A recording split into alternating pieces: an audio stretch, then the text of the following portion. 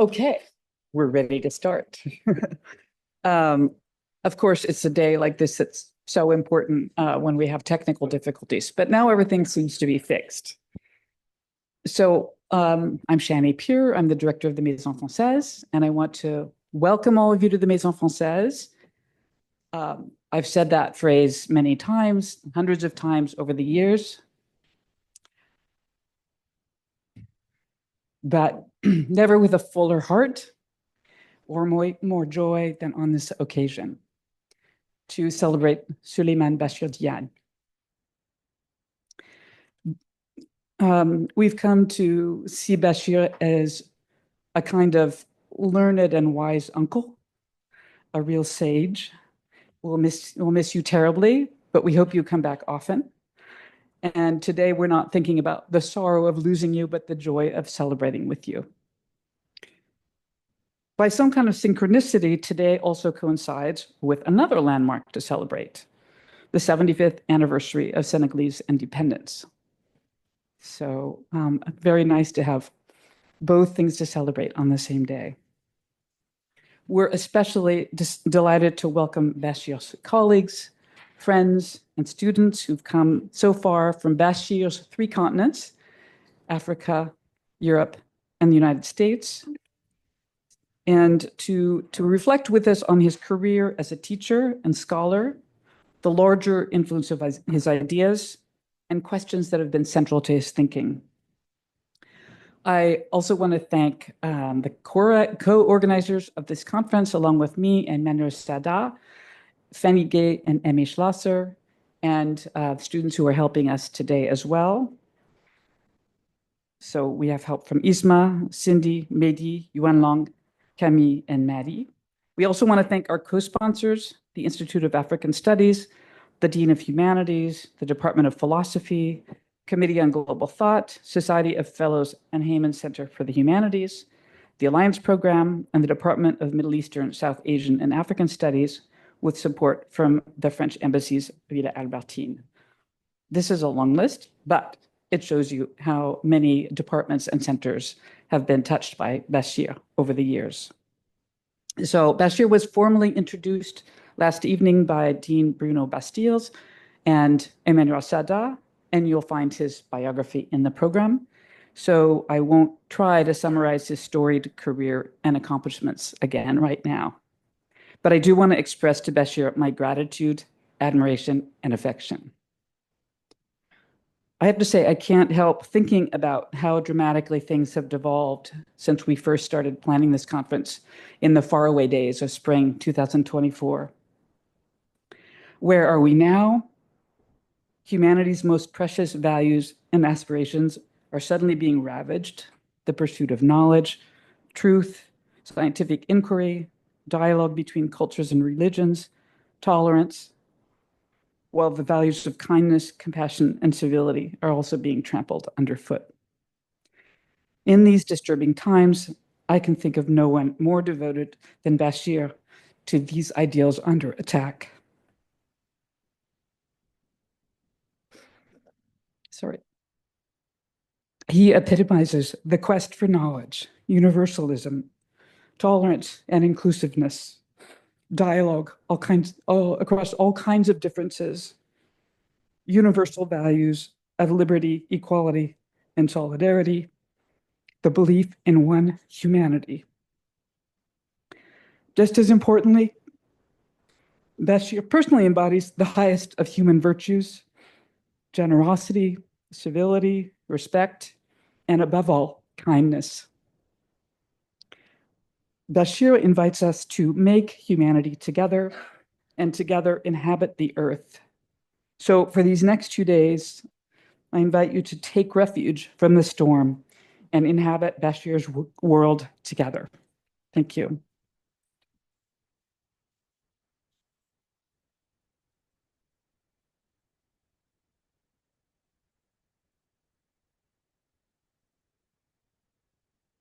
Good morning.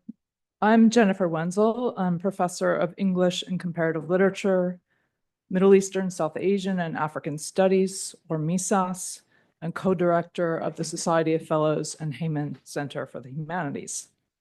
It is my honor and delight to take part in this conference for my indispensable colleague and wonderful neighbor, Souleymane Bachir Diagne, who has seen me in my workout clothes more times than I would like to think about.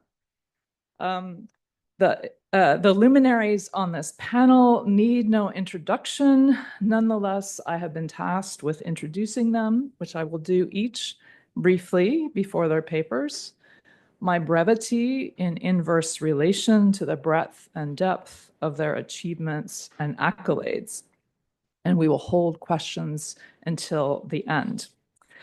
First, we will hear from Louis Gordon, who is the Board of Trustees Distinguished Professor of Philosophy and Global Affairs and head of the Philosophy Department at the University of Connecticut. He is also honorary president of the Global Center for Advanced Studies, distinguished scholar at the Most Honorable P.J. Patterson Center for Africa Caribbean Advocacy at the University of the West Indies, Mona, Jamaica, and fellow of the Royal Society of Arts. His remarks this morning in honor of Bachir are titled Shifting the Geography of Reason with Souleymane Bachir Diagne. Louis Gordon.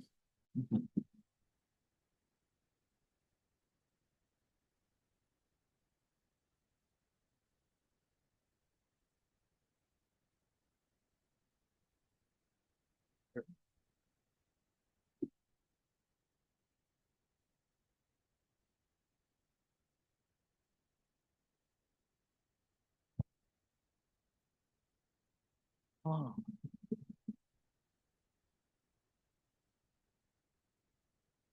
Oh.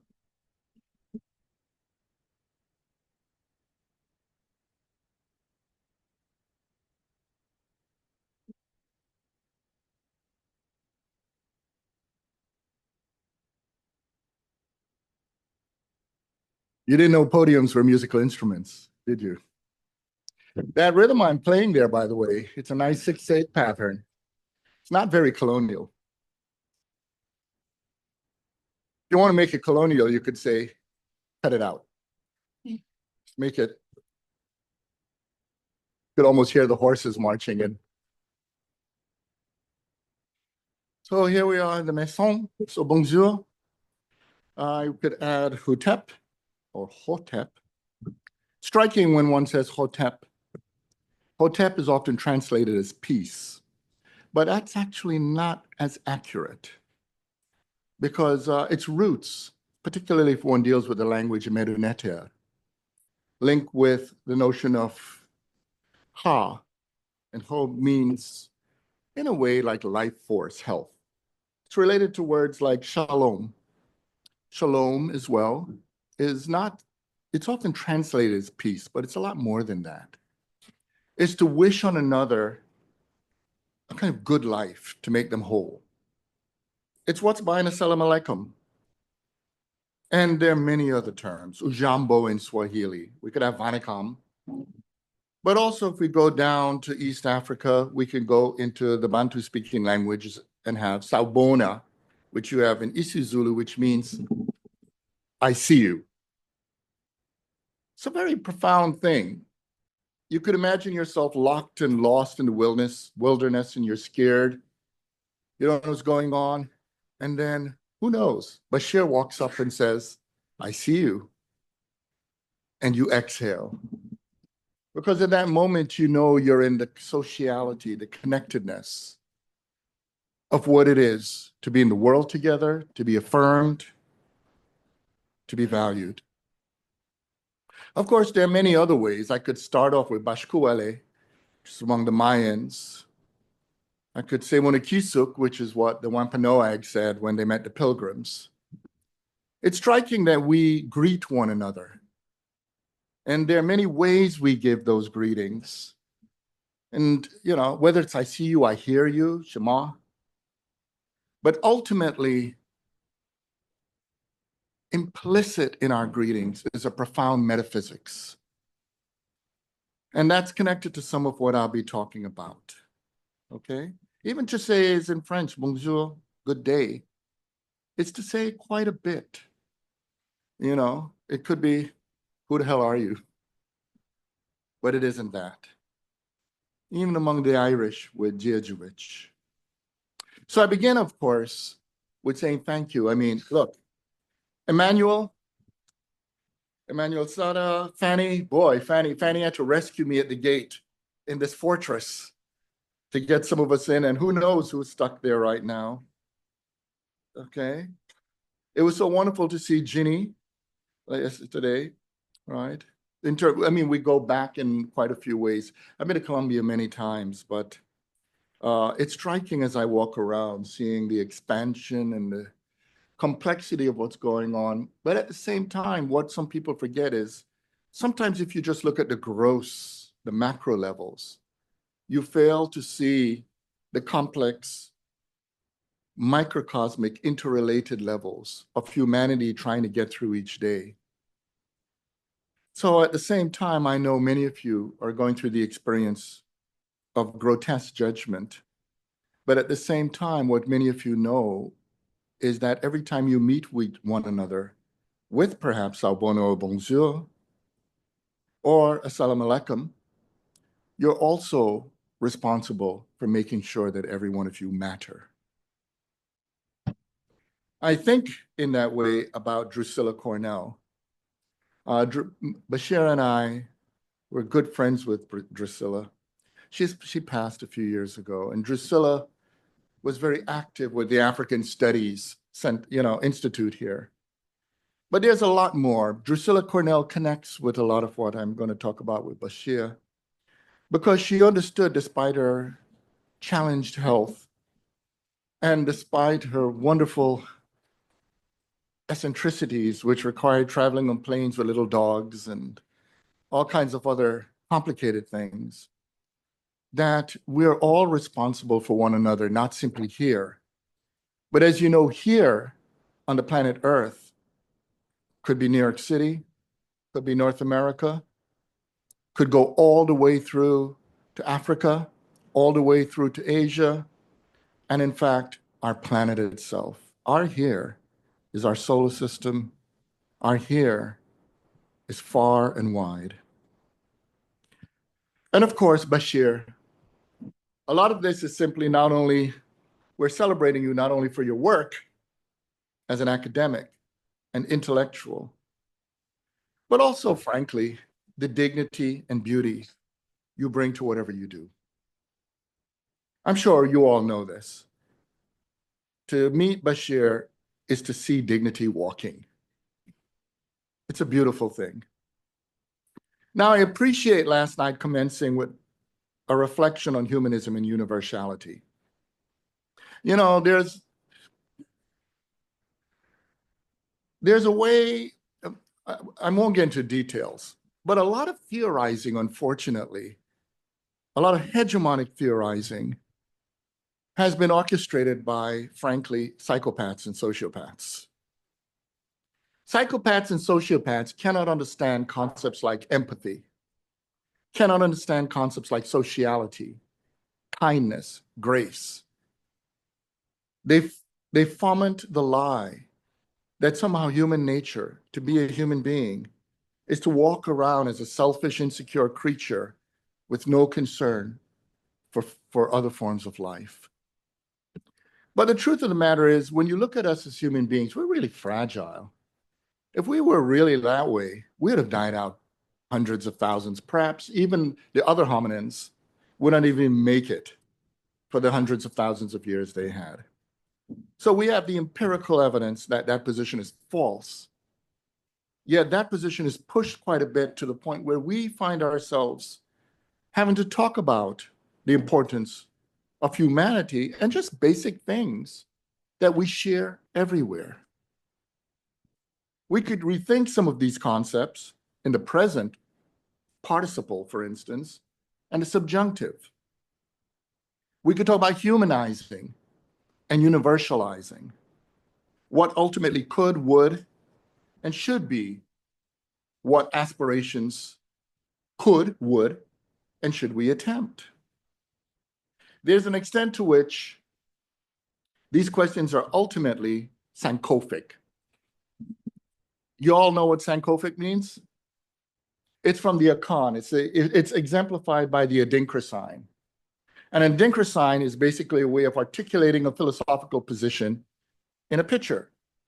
So the Sankofa bird is a bird walking forward, reaching back to pick up an egg or a nut on its back. And it's very important that it's an egg or a nut. Because you see, if you're going forward with your mouth open to try to swallow the entire past, you'll never be able to go forward. But an egg or a nut, an egg symbolizes the potential of another bird, the future. A nut, the potential of another tree. In a way, every time we're trying to move forward, we're trying to find those conditions of possibility that contain what we're to become. And so this Sankofic side is also simultaneously a project of transcending ourselves while moving forward.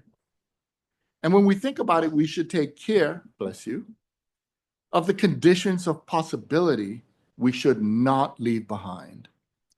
So I take last night's lecture as reminding us that we should not leave our humanity behind. We should not leave behind our communicability, the ways we can connect, the ways we can be collectively responsible for what is to come.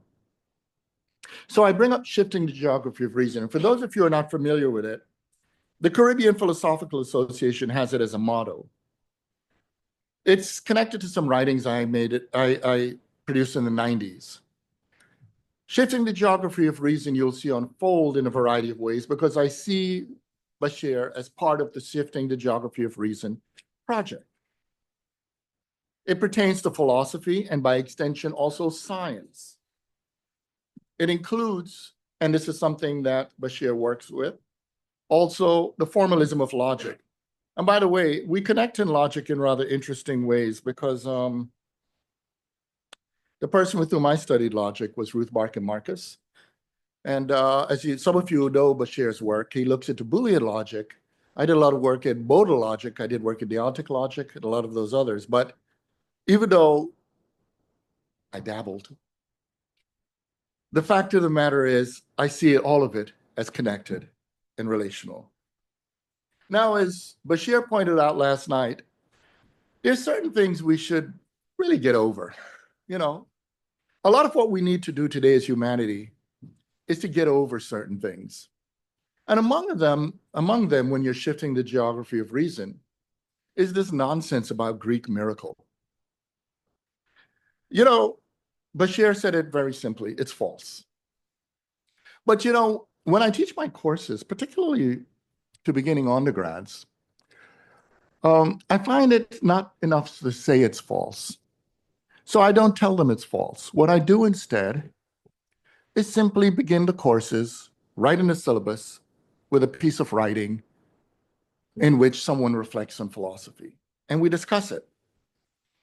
One of them I love is by a philosopher by the name of Antef. And Antef talks about philosophical applications, how philosophy makes it hard to sleep at night. Antef talks about what it is to be responsible for knowledge, for sharing, what it is to be a good thinker, all of this, all of this stuff. And then we look at the date. And the date is from 4,000 years ago. So as you know, Greek philosophy emerged 2,500 years ago. So I needn't say any more. What's even striking for them is for them to find out that those were reflections of an ancient African. Antef was an ancient East African writing in the language of Medunetia.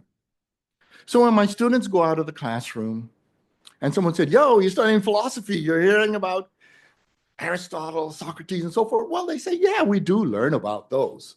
Because my purpose here is not to diss Aristotle, Socrates, or Plato, you know, or Protagoras. They had some pretty good ideas. My point is simply that there's a form of fallacy when we fail to live with the complexity of human history. I teach ancient women philosophers, whether Hyparchia or Preshehet, all the way through to contemporary women philosophers. Humanity engages in philosophy.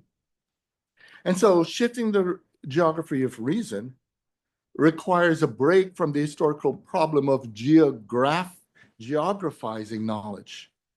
This silly idea that somehow there's something special in some people's soil that would make them think science and philosophy versus other people. That's utter nonsense. The reality is that there's something fundamental about us from the moment we moved into the symbolic, into language, into thinking, into complexity.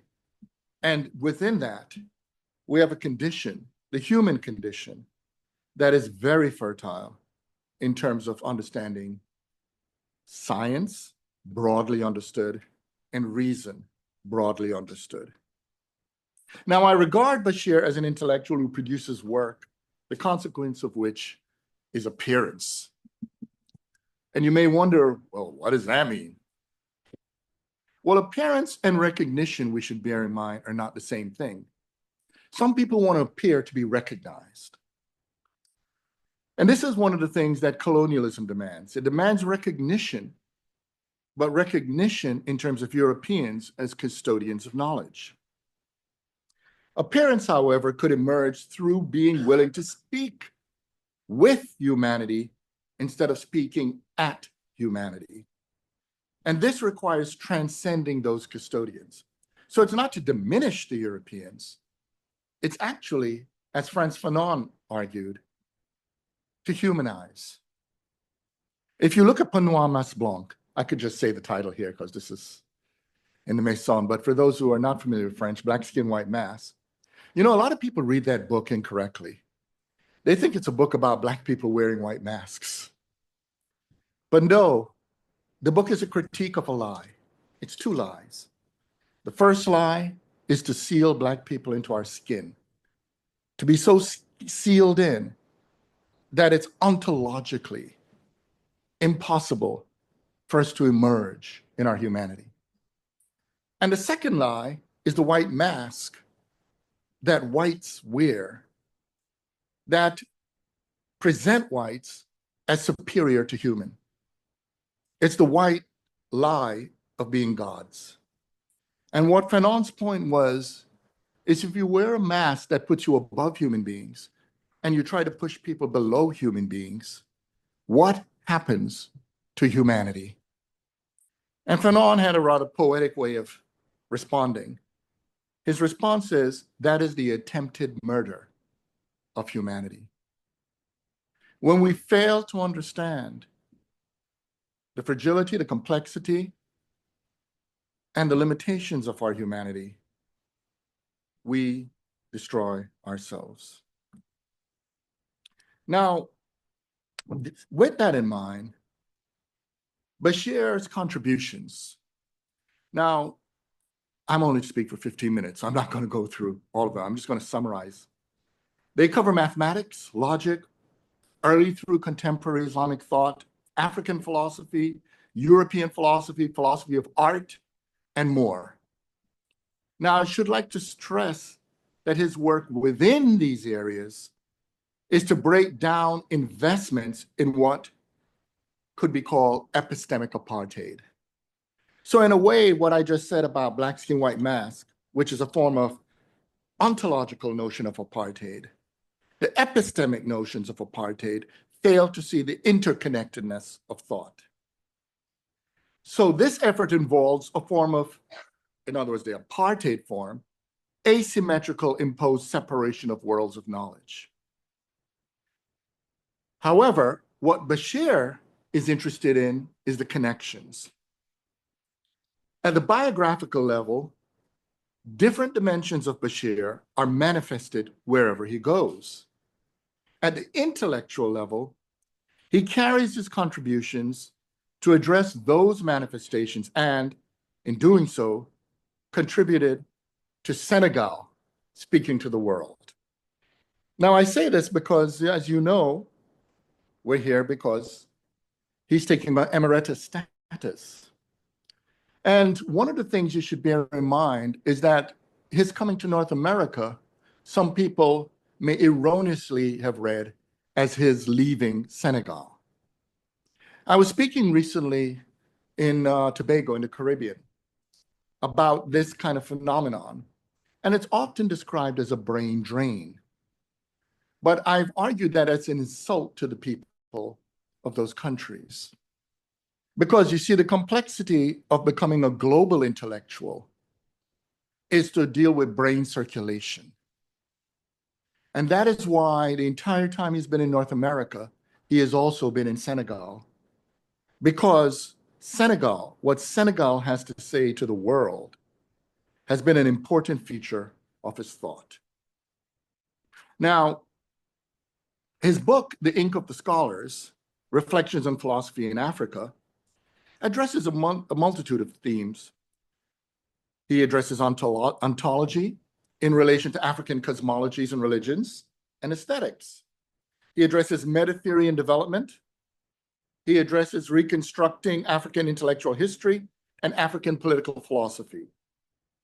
Now, because of time, the limitations of time, I'll only make an observation. In The Ink of the Scholars, he cleverly brings Boolean logic, right, to bear on the colonization of knowledge through pointing out the tendency to read colonized subjects as contraries of colonizers' universal affirmation and negation. And this is crucial. That thing I said about black skin, white mass, that's to construct contraries. All forms of racism, contraries. That means the absolute positive, and everything outside is the absolute negative. Apartheid, colonialism, all of those things, contraries, okay?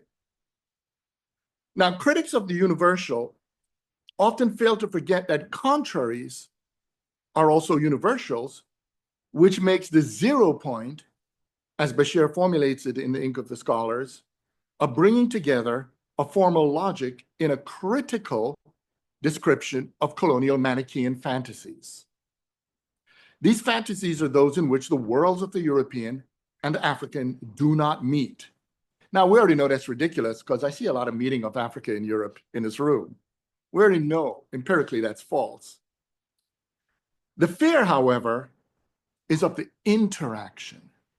There's a fundamental dialectical, ongoing unfolding of contradictions. And this is the fear, because you see, whenever a contradiction emerges, you learn something. If you believe women cannot think, when a woman gives a critique, you realize that you were an imbecile. In the midst of that, you learn something, you grow. And as we begin to think about these, increasingly, what is feared is a numerical form. Much is disrupted in offering at least one example of a contradiction. The 0 point is also an appeal to purity. And purity is a phenomenon human beings often seek, despite the reality of posing a problem for its possibility. To put it bluntly, there is no pure human being. And again, there's not enough time to get into the details about that. Okay?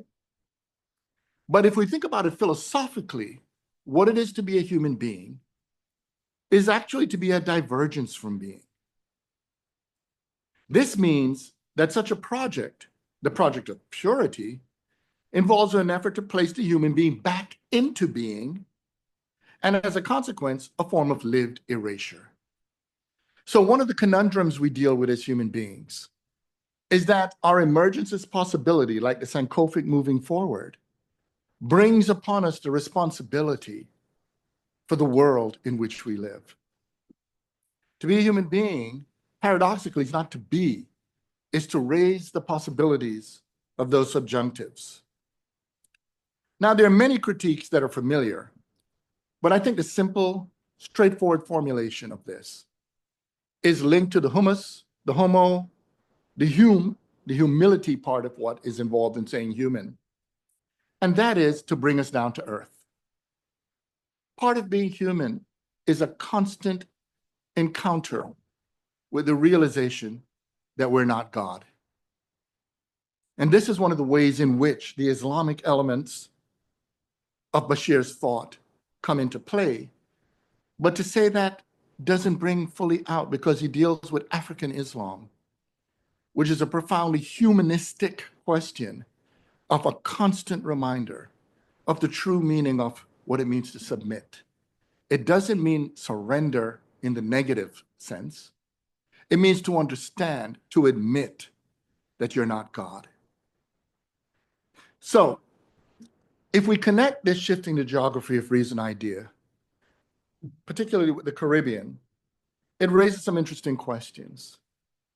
Among them is shifting the geography of reason raises a critique of disciplinary decadence. That's something I've written quite a bit about. Disciplinary decadence is when you treat your discipline as if it's created by God. You see that problem of the God thing again, okay? And this calls for what I call a teleological suspension of disciplinarity. This means that to be excellent at a discipline, you must be willing to go beyond the discipline for the sake of reality. This room, for example, although we're meeting under the ambit of a context called French studies, the reality is this is a transdisciplinary room. And its transdisciplinarity exemplifies its humanity. The second point is a diagnosis of epistemic closure and invisibility to epistemic openness. That's a consequence of disciplinary decadence. So a lot of the openness you heard from Bachir last night is connected to this idea of rejecting epistemic closure. The other one is identifying epistemic dependency and colonialism to calling for the decolonization of knowledge. But part of calling for the decolonization of knowledge is not simply the negative thesis of knowing what you want to go from. It's like the Sankofic bird of knowing what you want to go toward. There's also the demonstration of errors of imposed purity, which requires the creolizing practices in the human sciences, of which philosophy is a part.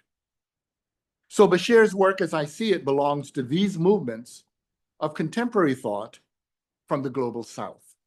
Now, when I say the global South here, I don't mean it as a binary.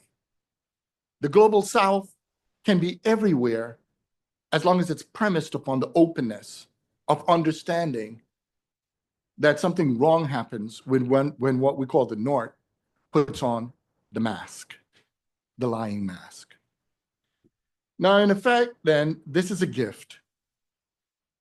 And it's brought through his thought as a form of potentiated double consciousness. Now, if many of you are not familiar with this term, this involves addressing the realization that you're not simply the negative images imposed upon you. If you understand that those negative images are lies, then what you realize is that you have to change the conditions. And if you can change the conditions, you open potential. So I'm going to close right now with an observation. I see Hariba, Baduna Doye, Felwin So, and so many others in this room. I think about the past 3 decades of working with Bachir. And I also think about the wonderful meeting we co-organized in Senegal, right, for the Caribbean Philosophical Association. And that meeting was connected with people he has mentored, including people like Chike Jeffers. And I bring this up precisely because I want to emphasize in this closing that this retirement is not an end, but it is a beginning. Bachir has lived many firsts, many, many firsts. His love for humanity and the greater dimensions of life, of true humility, requires a commitment, as you see in his students and all of us who have gathered here. It's a commitment not to be the last. Thank you, Bachir.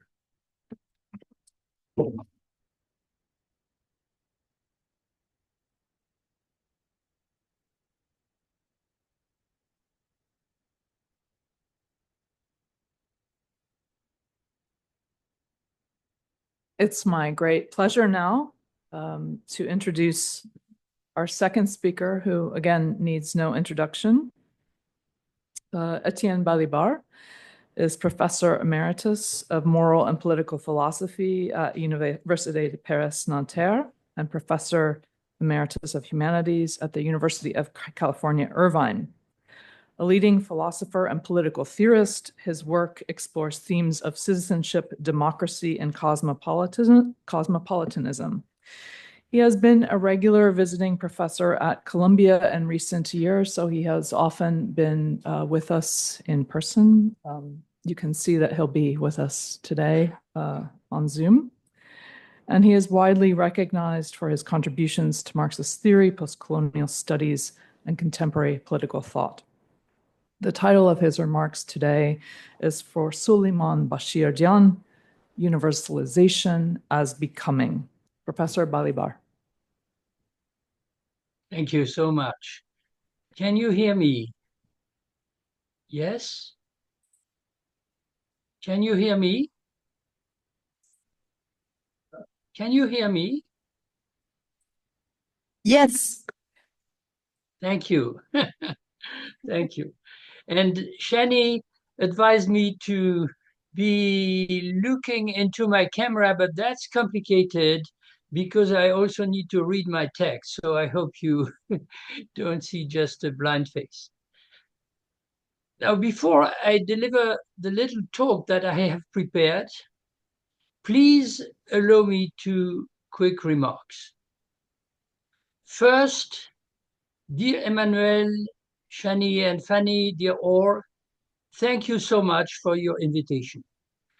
My years as a visiting professor and even a faculty at Columbia, non-tenured faculty, attending many events at the Maison Française have been so rich and gratifying for me that I feel like a member of the family who is returning home, even if only by Zoom. I am deeply moved. Second, a few days ago, one of the participants of this conference, who for many of us is a friend and an esteemed colleague, decided to withdraw and informed us that there existed a nationwide call to boycott any activity taking place in this university as a replica to the gross political rulings accepted by the trustees and the president. I decided not to follow this example. I think it is absurd to apply what in practice amounts to an additional punishment for those very students, faculty, administrators, and directors who are the first victims of anti-democratic policies waged today locally and globally. They are the living university. What they need from us in difficult times is solidarity. We celebrate today the achievements of Professor Diagne as a teacher, mentor, chair, intellectual inspirator, and his work as a philosopher and writer. Professor Diagne, with your permission, I will call you simply Bashir, as I have done all along our many years of collaboration and friendship. My feelings to you combine tenderness, gratitude, and admiration. I have immensely benefited from your example, your generosity, your magnanimity, and I have had the privilege of becoming one of your interlocutors on the universal and universalism as essentially contested concepts.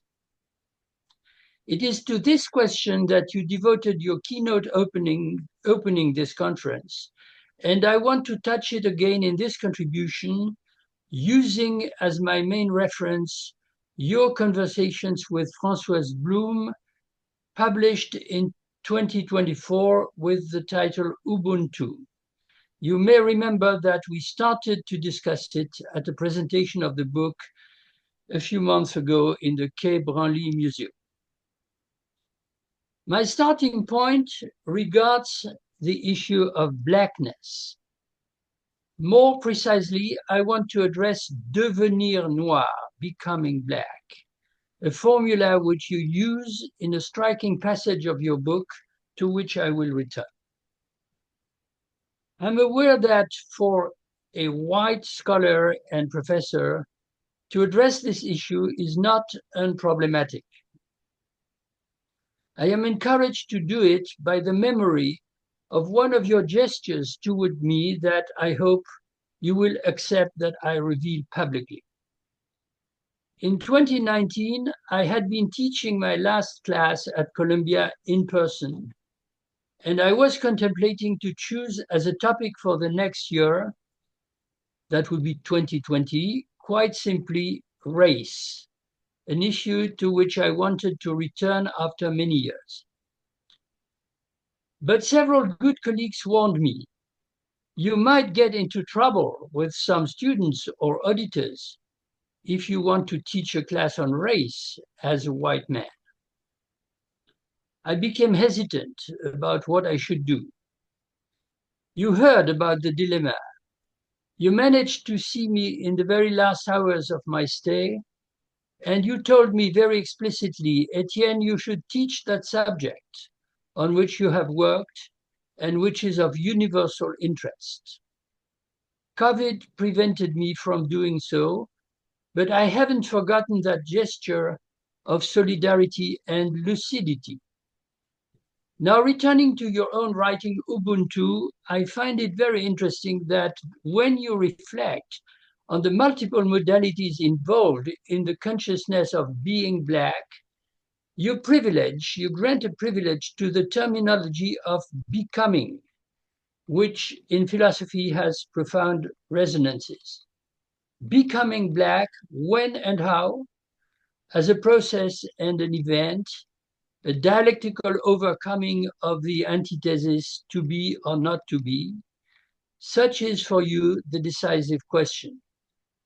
Let me go directly to an episode that you narrate on page 53 of the book. You recall your hesitations before accepting a position for the first time in the United States at Northwestern University, leaving Senegal with your wife Mariam and your 4 young children. Being transported from Africa to America, they would suddenly become Black children. And this could be a trauma, even if they avoided the worst forms of racial stigmatization by virtue of their father's institutional standing. Here is the passage I translate. What would it mean for my children to become Blacks? In their first life, they were not Blacks. An African who lives in Africa is not Black. Nobody perceives himself or herself as Black in Africa, end of quote. In this confession, I read more than just the thesis, Blackness and more generally color and race is not an essence, it is a constructed difference. What I read is a performative reversal of what I called in other places, the genealogical schema, which plays a crucial role in the construction and implementation of racial categories. In this case, what matters is not the fact that you inherit a racial identity from your parents. It is the fact that you adopt a racial identity through a personal relationship towards your own children. To be a Black, then, means that you identify with the becoming Black of your children and take responsibility for it. One becoming entails the other. I was struck by this argument because many years ago, in a critical essay about the violent expulsions of migrants of African and North African origin in France, I had written, the government wants to banish them not from the country of their ancestors, but from the country of their children. But there is more. If we jump to the final pages of your book, we find an extension of the idea. Answering a question from your interlocutor, Etienne Balibar, who reminds you of your hesitation to migrate because then your children would become Blacks. You write the following sentences. I quote and translate again. African American philosophy is very strongly organized today around the issue of blackness, written in English in the French text, which also nourishes my own reflection on the universal. How do we understand this concept, however? I disagree, you write, with the definition proposed by Frank B. Wilderson in Afro-Pessimism, asserting that, quote, blackness is coterminous with slaveness, end of quote. You write, you continue, reject this exclusive fixation on slaveness. I see here a false pretension to universalize blackness for Africans, which paradoxically looks like imperialism. Several comparisons come here to my mind. First, with Fanon, who in a striking passage of Black Skin, White Masks, just cited and commentated in a brilliant manner by Lewis, recalls being perceived as white by his African comrades when he joined the French Liberation Army as a volunteer against Nazi Germany, because he was a French citizen from Martinique, only to become black himself when, together with his comrades in arms, he was carefully ejected from the victorious troops marching in the streets of Paris because General de Gaulle didn't want the French to realize that they had been liberated by their own racial subjects. Another comparison that comes to my mind is with the chapter on becomings in Deleuze and Guattari's Mille Plateaux, where they invoke William Faulkner writing, I don't know where, but I trust them. In order not to become fascists, we needed to become blacks. This suggests a category which for me, and I believe for you, is crucial. Not only construction as opposed to nature, or historicization as opposed to essentialization, but fiction as opposed to imposition. This is a performative and interactive dimension of race as a becoming, which makes it possible to redraw boundaries and invert relationships of forces. When I read your works and talk to you, Bachir, I'm certainly not changing color, but I may begin to change identity. We become blacks together within the horizon of a new universality. There's no symmetry, of course, because of history, but there arises reciprocity, perhaps complicity. This leads me to the next points, which I will have to explain more briefly. First, I want to suggest that you are the perfect incarnation of cosmopolitanism for our times. Cosmopolitanism, however, is a complex political and philosophical issue which variably intersects with nationalism and universalism everywhere in the world. My own understanding of this issue remains deeply influenced by the revolutionary tradition of internationalism, for which Africa has been a crucial terrain of experience in the 20th century, marked by both by creativity and tragedy, especially in the form of Pan-Africanism. More recently, our mutual friend Achille Mbembe has coined Afropolitanism to highlight the relevance of a cosmopolitical perspective centered on Africa in a time of restructuration of the dominations and interdependencies, which is also a time of civil wars and transnational solidarities, affecting the emergence of the African continent as a center of initiatives for planetary civilization. A cosmopolitan point of view is not one that ignores the necessity of embedding culture in a given history and territory. It is one that decenters the center itself by pluralizing its identity and shifting or opening its limits. I perceive this dynamic in your elaboration of the universal meaning of the African style in the arts, an art whose expressivity relies on the forces of life and the ontology of rhythms rather than the abstractions of representation and speculation. This is, of course, where your elucidation of the Bergsonian inspiration in the philosophy of Senghor, of Léopold Sédar Senghor, crucially prevails over its common interpretation as an essentialist discourse, as famously proposed by Sartre and accepted by many readers. I see it also as a powerful antidote to current fashionable discourses which propose a classification of world philosophies and cultures into incompatible so-called cosmologies.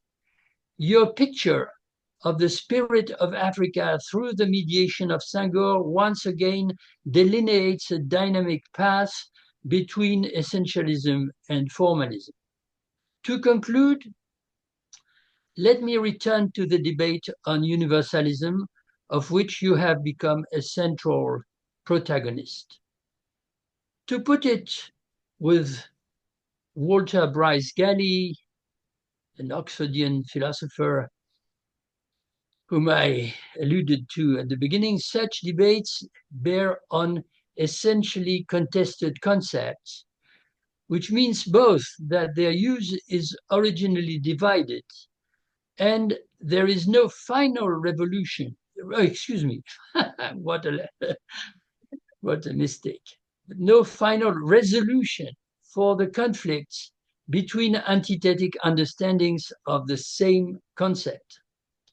This is not a matter of logical or dialectical conclusion, but of choices that are always at the same time intellectual and existential, moral and political. Notoriously, you have proposed in this respect a renewed interpretation of Maurice Merleau-Ponty's idea of a transversal universal, universalisme latéral, as opposed to the exceptional universal, which is also inevitably a vertical universal, where universality and domination become indiscernible, that governed the philosophies of history of European modernity, including Marxism. In this transversality, which adapts the universal to the needs of a planetary civilization, the accent is on the multiplicity of histories, discourses, identities, which will never become reduced to a single spirit or a hierarchy of types, but also it is also on the interactions, exchanges, assimilations, and dissimilations, which dialectically account for the vitality of cultures. An interesting dialogue, of course, takes place here with Edouard Glissant's own concept of relationality, which puts a slightly different weight on translation and untranslatability. A very interesting topic for several future PhDs. I find this idea very suggestive, and I declare myself ready to rally the party of democratic horizontality as opposed to the conservatism of verticality. But I'm even more interested in the terminological shift that you operate between a simple discourse of the universal and a discourse of universalization, where it is a question, of course, not of universalizing people or institutions or doctrines, but of universalizing the universal itself in a continuous movement with no predictable limits.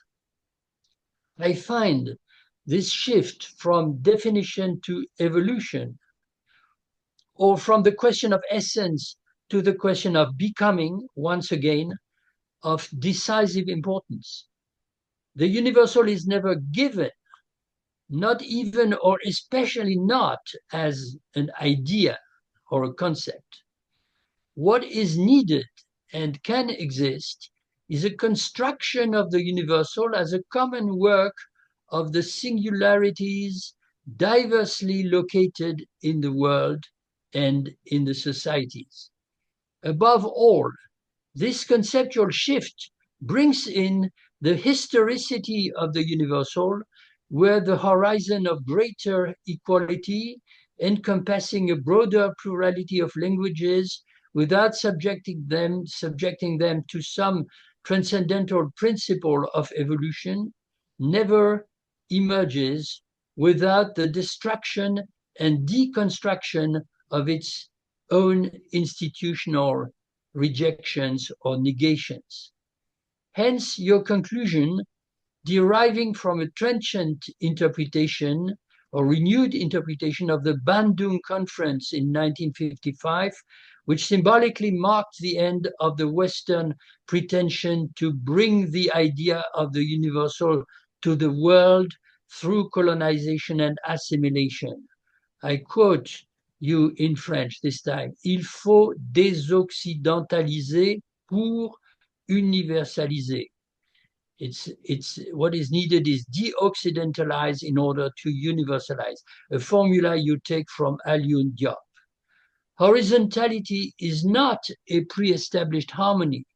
It comes to existence through struggle as the immanent effect of the forces that dismantle and destitute verticality, thus metamorphosing one figure of the universal into another. Yes, Bachir. Merci, Bachir.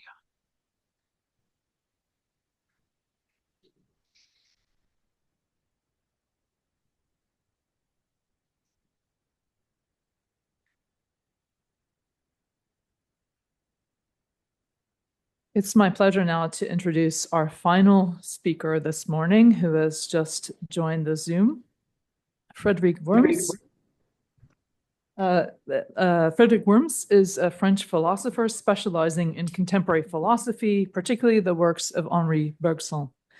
He currently serves as the director of the École Normale Supérieure in Paris and leads the International Center for the Study of Contemporary French Philosophy. His academic journey includes teaching positions at institutions such as the University of California, Berkeley, the University of Essex, and the University of Chicago. He has published many recent books of philosophy on questions of life, death, and humanism today. Professor Worms. Thank you. Do you hear me? Is it okay? Yes, we hear you. Thank you. Thank you so much. Thank you for welcoming me. Thank you for welcoming me at Columbia today. And sorry for being only on Zoom. It was arranged this way a long time ago because of schedule constraints. And of course, I'm all the more grateful to be really present in your university today for the occasion of Bachir's conference and Bachir's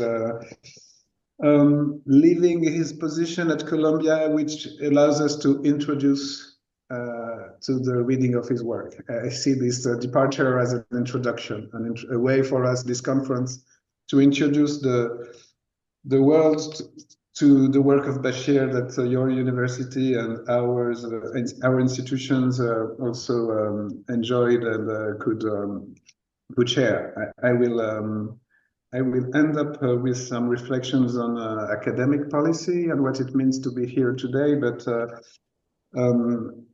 speaking after Louis and Etienne, I will of course meet some of them points, and I think it will lead also to a general discussion to the importance of Bachir's work.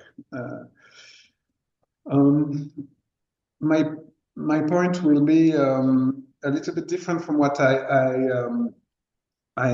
offered in the abstract, and it could be summed up under a formula. One of the formulas that we all would like to think about when we think of the unity of Bashir's work. I want to sketch Bashir, a sketch of unity of the whole of your work. So it will be very presumptuous, being of course not only extremely large, but for me extremely important in every one of its pieces. And if I want to sum it up, maybe I will use a formula that you don't use, mixing the philosophical and the political uses of the words. I will speak of your multilateral humanism. An introduction to the multilateral humanism of Souleymane Bachir Diagne will be my very short purpose. To understand Bashir's work, I think you have two and even three points to do, two or three points to develop. First, we have to understand the general theoretical model of Bashir's philosophy, the theoretical model that only recently in the last works, the last published books, the books on translation, of course, and the book on universalization, the general model has been developed only in the very recent and general books dealing with what I would call the theoretical models of Bashir's philosophy. The first thing you have to do is to understand, I think, the very precise model of translation that you defend, that Bashir defends, and that's what I will start with. But then the second thing you have to do is to understand that what Bashir describes in his very precise and what can be seen as an abstract and general model of translation, he has in fact practiced in all the books and all the works before. In the figures he studied, the figures that just Etienne mentioned, for example, the Senghor and Iqbal, but many others, what it means to philosophize in Islam or to have an African philosophy or to study so many very individual and surprising figures and texts and books. So the second step you have to do is backwards from the general model back to the extension of Bashir's work in all directions of philosophy, history, and culture. And then, of course, the last thing you have to do is to understand what kind of politics it leads us to, what kind of practical consequences it leads us to. And that's, of course, not only a positive model that Bashir practices, but of course it's a practical model against other models. And it's not only theoretical, it's also political, because you have the models that Bashir wants to, not to fight against, but to criticize, are of course models that have practical consequences. So I do think really that there is also, of course, it's obvious in a way, but there is a political dimension and of the theoretical model and the openness of the work. And so the three steps I want to deal very quickly and very rapidly will be the sketch of these 3 points. So first point, what is the very precise theoretical model of translation that Bashir or Souleymane Bachir Diagne, of course, defends? To me, what's very important is to understand that, of course, it's a very precise model that you can oppose to two others. The one model would be the transparency of translation, so to speak.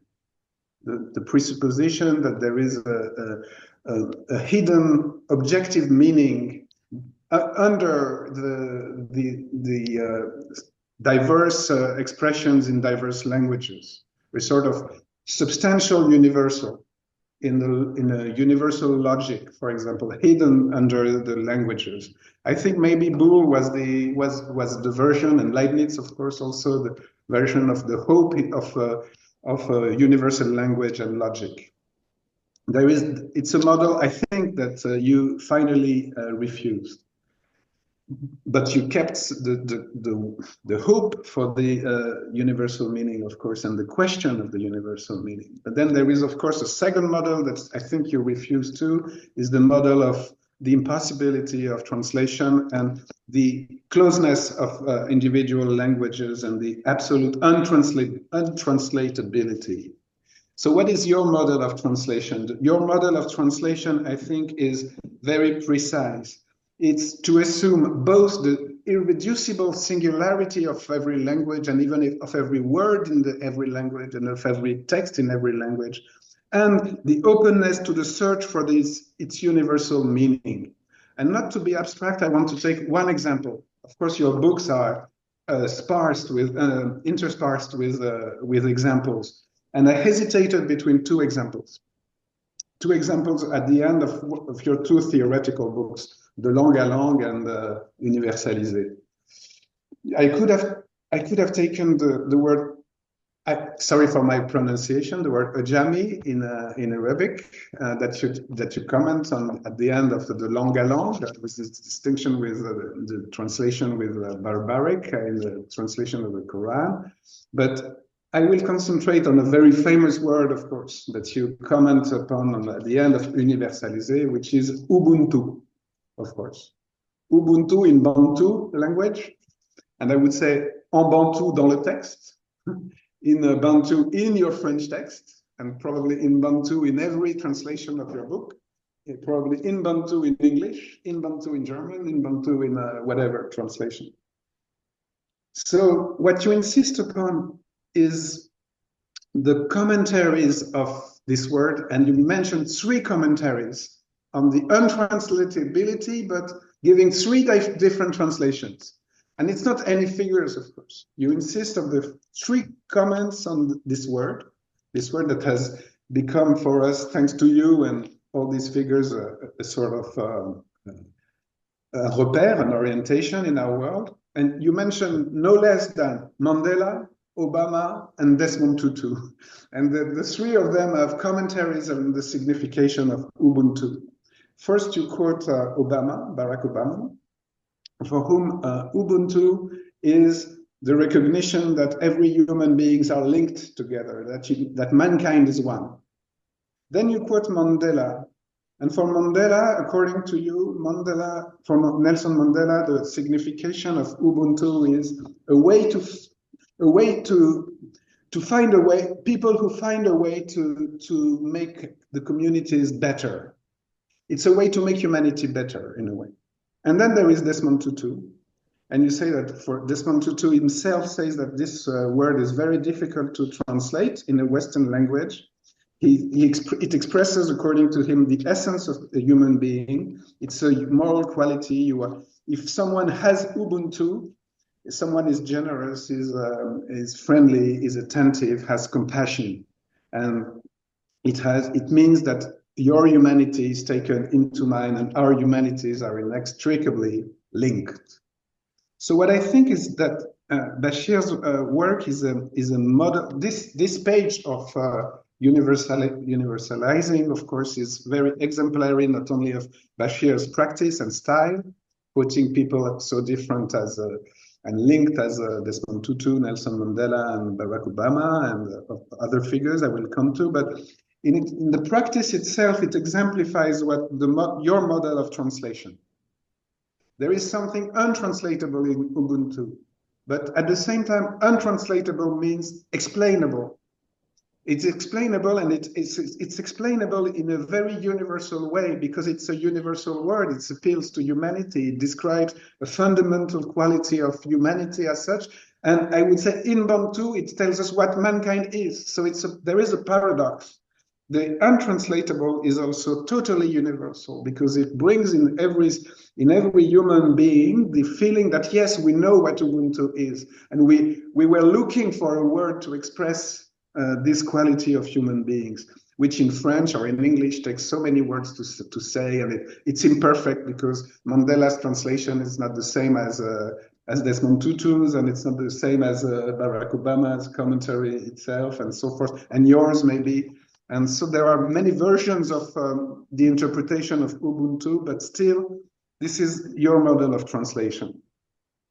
So, of course, what is translation according to Bachir and what is universalization it's a way to assume, to vindicate both the absolute singularity, concrete, historically and geographically and culturally, the concrete singularity of a language, a culture, a thought, a world, so to speak, like the Bantu language, the African history, the Islam religion, the Western philosophy, but to assume also the effort towards universalization through not only translation, but explanation and application, and also, of course, putting it into practice.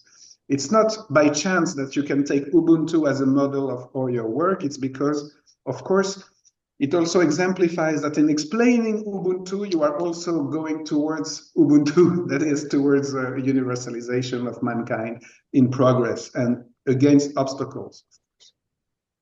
So I do think that this is your model of translation. I said it once, and of course it's opposed not only to a rationalist model of translation, but also to a radically relativist model. And of course, it's your discussion with Barbara Cassin, for example, which is so striking on the question that Etienne just mentioned of the untranslatability. There are various versions of untranslatability itself. If that is true, and if that is the core of your last books, that is a theoretical summing up of all your work, then I think if you look backwards, and that's the second point of my very brief presentation, if you look backwards to all the work of Bachir, you will see that in his own practice and in the practices of many people that he studies, you will always find an original mixture of singularity and universalization. You will find, if Bachir is asked to comment on an abstract question, and I did so several times. For example, Bachir, it's little known, participated in a little book called Les 100 mots de la philosophie, which is in the format of the very well-known French pocket books, les que sais-je, les PUF. Bachir took every entry he was dealing with as a universal abstract philosophical problem, but he introduced very original contexts.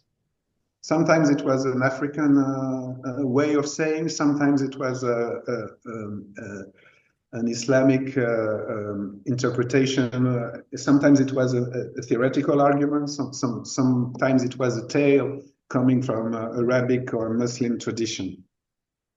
So if you have an abstract problem, you bring singularity. But if you have singularity, you have to open it to a universalization.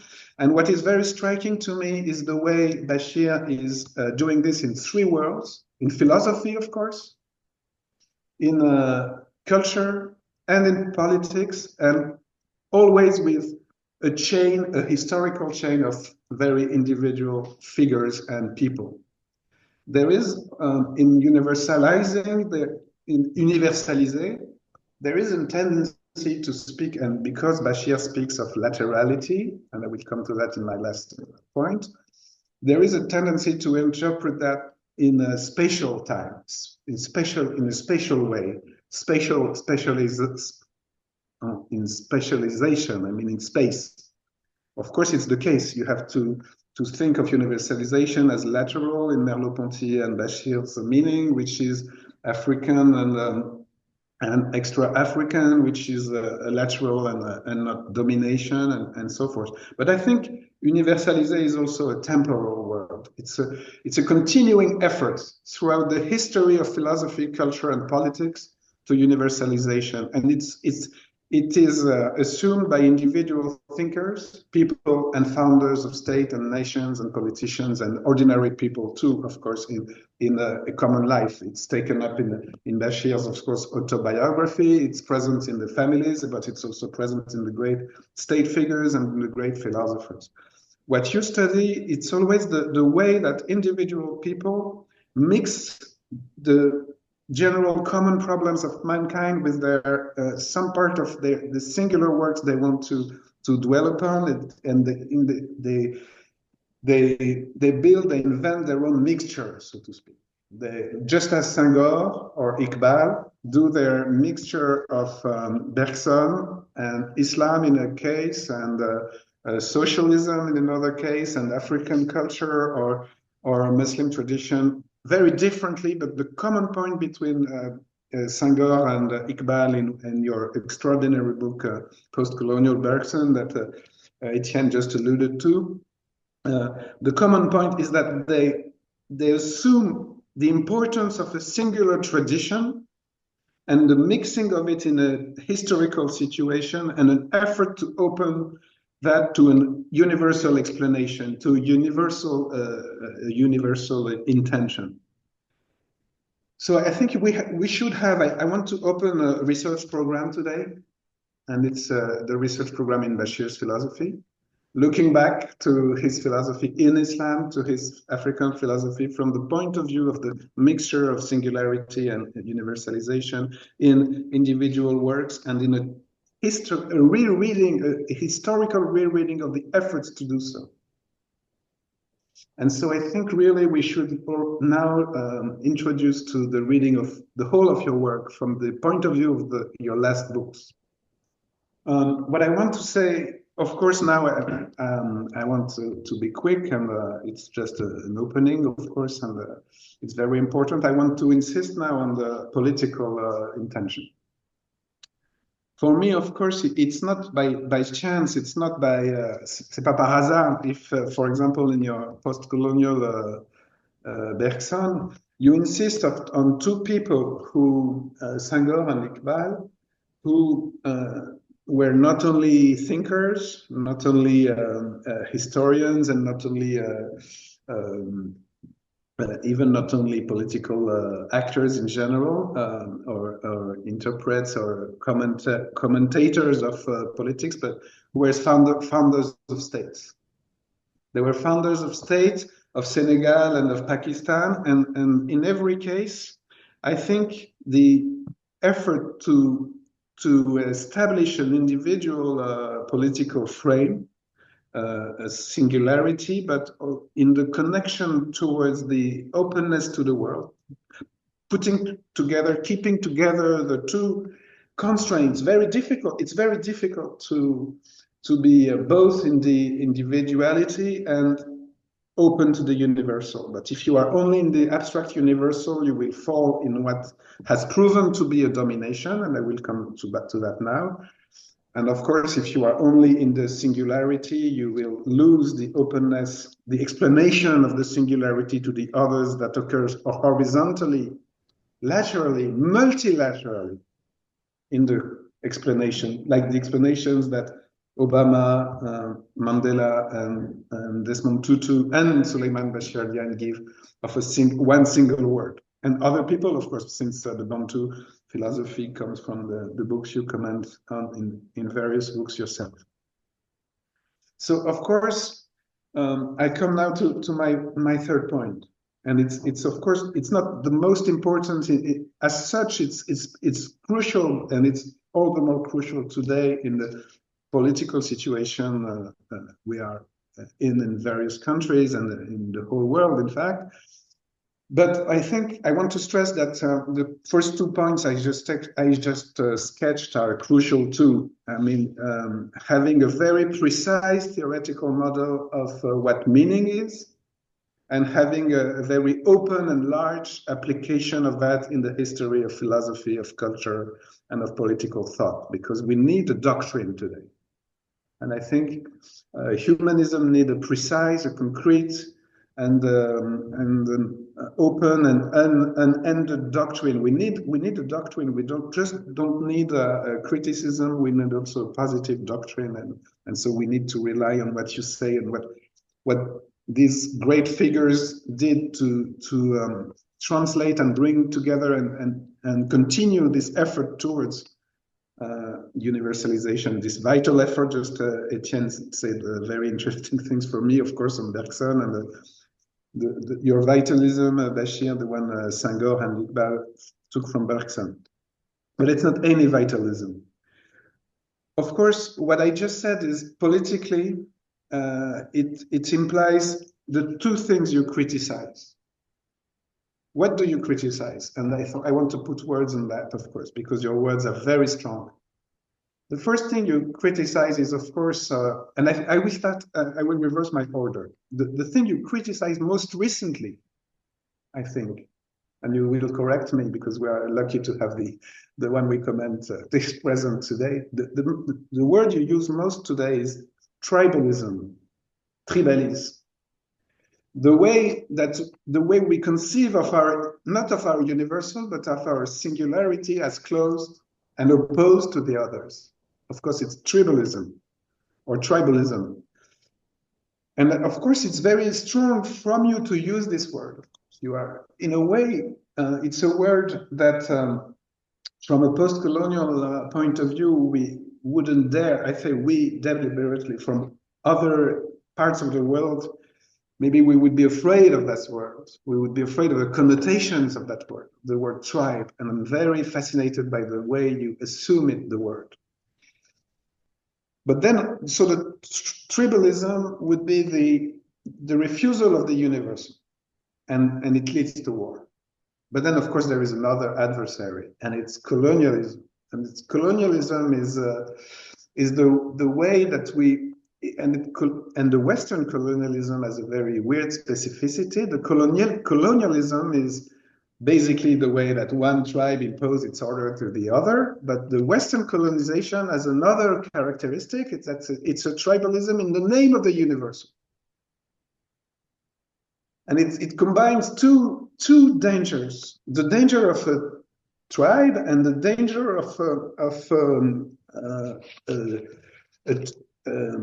betrayal of the universal, which is implied in the domination. A tribalism for the sake of a supposed universality, which is supposed to be not only given, but the property of a single tribe, whichever it's his name. And so I think colonialism, of course, is the name of a historical epoch, the name of a political problem. But with your philosophy, it becomes very clear that it's also a very special kind of what is the danger for all mankind. And there you meet Bergson that you didn't specifically comment upon, the Bergson of the closed as opposed to the open society, of course, and not only of vital impetus, but and of course the opposition between the closed and the open universal, between the tribal can also be the tribalism of the universal. So as opposed to these two dangers, of course, there is only one solution. And this solution is what you call lateral universalism, but now I will call it deliberately, since Etienne mentioned also Bandung, the Bandung conference that you very often comment upon, but also, of course, what we need in this world, multilateral universalism. Today, let's not be in the metaphor, let's be literal, as Deleuze would put it. The lateral is not a Merleau-Ponty metaphor that would only oppose to the vertical and the dangers of the domination. The lateral is literal. The lateral is literal, has to be literal. It's very the multilaterality, it's a political word and world. We need to introduce really the thinking of this multilaterality in our politics. And that's one meaning of the cosmopolitics that Etienne just mentioned too. And of course, for that we need three things, and I will end up with this, of course. And it's intertwined. First, we need a doctrine, as I said. And I think, Bachir, of course, your doctrine and the conversations you have and the practice of the doctrine, of course, but I will end up with that, is the one way to theoreticize what we need. And I think there may be others, of course, but not anyone that couldn't start with yours, and everyone should take yours into account. And that's what we all try to do in this conference. Then, of course, we need political institutions. We need democracies, and we need recognition of the multilaterality. And so we need to fight for this precise cosmopoliticism, which is a recognition of the others and the self-criticism of our own thought, our own singularity when it becomes tribal or tribal closed. And I won't develop the politics that you find in Senghor and in Iqbal and in many others. But then what we need is, at the crossroads of doctrine and politics, we need, of course, academic policy. We need to defend universities. We need to defend universities as the places, the frames, which allow for both intellectual and political multilaterality and recognition that it's in explaining our singularities to the other and translating for the other and having the other bring a new word and a new world that we don't know. It's in building these institutional frames for this intellectual multilaterality that we will bring it also to the world. And it's the condition, of course, for peace and for justice, because, as I said, tribalism aggravated by domination in the name of the universal is, of course, killing the world today. Initially, I wanted to deal with the common problems of mankind. One of your surprises Frédéric? is that, okay, I'm done, actually. Yeah. That's all I wanted to say. Thank you.